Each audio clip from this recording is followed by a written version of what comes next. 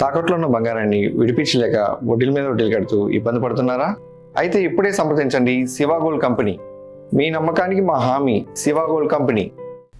America Iran మధ్య యుద్ధం ఎడతెగకుండా కొనసాగుతున్న వేళ అంతర్జాతీయ సమాజాన్ని కలవరపెడుతున్న అతిపెద్ద ప్రశ్న ఒకటి తెరపైకి వచ్చింది.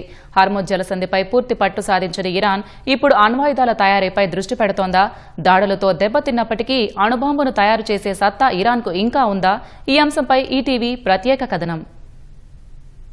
అమెరికా, ఇజ్రాయెల్ 2025-2026లో ఇరాన్పై పదే పదే దాడులు చేయడానికి ప్రధాన కారణం ఆ దేశపు అణ్వాయుధ కార్యక్రమమే. ప్రస్తుతం ఇరాన్ వద్ద 60% మేర సుసంపన్నం చేసిన 440 కిలోల యురేనియం నిల్వలు ఉన్నట్లు సమాచారం. ఈ నిల్వలతో ఏకంగా 10 అణు వార్హెడ్లను తయారు చేయవచ్చు. సాధారణంగా అణు విద్యుత్ కేంద్రాలకు 3-5%, పరిశోధనలకు గరిష్టంగా 20% ఎన్రిచ్డ్ యురేనియం మాత్రమే అవసరం. కానీ ఇరాన్ ఏకంగా 60%కి సుసంపన్నం చేయడం వెనుక అణ్వాయుధాల తయారీ ఉద్దేశమే ఉందని నిపుణులు స్పష్టం చేస్తున్నారు. అమెరికా, ఇజ్రాయెల్ దాడుల వల్ల భౌతికంగా ఇరాన్ అణుకేంద్రాలు దెబ్బతిని ఉండొచ్చు, కానీ ఆ దేశం సంపాదించిన సాంకేతిక పరిజ్ఞానాన్ని, నైపుణ్యాన్ని బాంబులతో నాశనం చేయలేరని ఒక అణు నిపుణుడు అభిప్రాయపడ్డారు.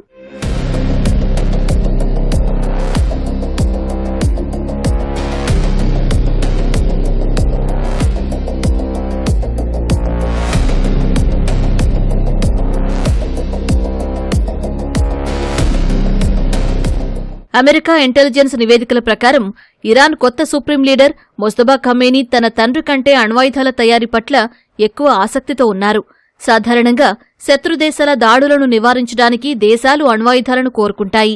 ఇరాన్ వద్ద అణుబాంబు ఉంటే ఇజ్రాయెల్ లేదా అమెరికా వంటి దేశాలు దాడి చేయడానికి 1-2 సార్లు ఆలోచిస్తాయి. అయితే అణుబాంబు లేకపోయినా ఇరాన్ను నెలల తరబడి అమెరికా దాడులను తట్టుకుని నిలబడింది. ముఖ్యంగా అంతర్జాతీయ వాణిజ్యానికి కీలకమైన హర్ముజ్ జలసంధిపై నియంత్రణ సాధించడం ద్వారా అణుబాంబు కంటే శక్తివంతమైన ఆర్థిక అస్త్రాన్ని ఇరాన్ ప్రయోగిస్తోంది.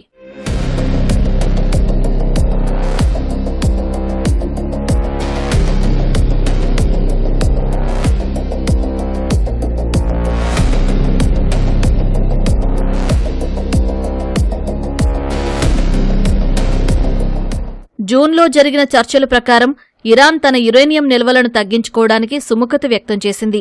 కానీ అణు ఒప్పందం నుంచి 2018లో అప్పటి ట్రంప్ ప్రభుత్వం ఏకపక్షంగా వైదొలగడంతో ఇరు దేశాల మధ్య నమ్మకం పూర్తిగా సన్నగిల్లింది.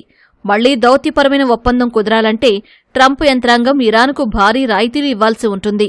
హర్ముజ్ జలసంధిపై ఎవరికి పట్టు ఉండాలనేది ఎప్పటికీ ప్రధాన వివాదంగానే మిగిలిపోయింది.